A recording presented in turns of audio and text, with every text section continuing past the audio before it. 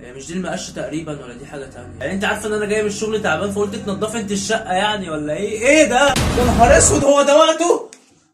دي مزاوله بقى، انا بتزاول هنا بقى.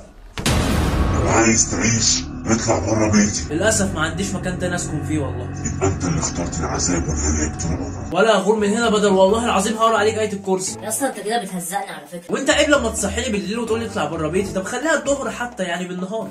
صح عندك حق. انا اسف يا اسطى. استناني هنا، انا هعمل شاي، هعمل لك معاه. يا نهار اسود، يعني بعد كل اللي انت عملته عشانها دوت وفي الاخر تسيبك وتروح تتجوز جني تاني؟ هو اصلا في الحريم كده كلهم ولا؟ بقول لك ايه يا اسطى، قفل بقى على السيره دي. اما اقعد بقى، انت طلعت عفريت هلس اصلا.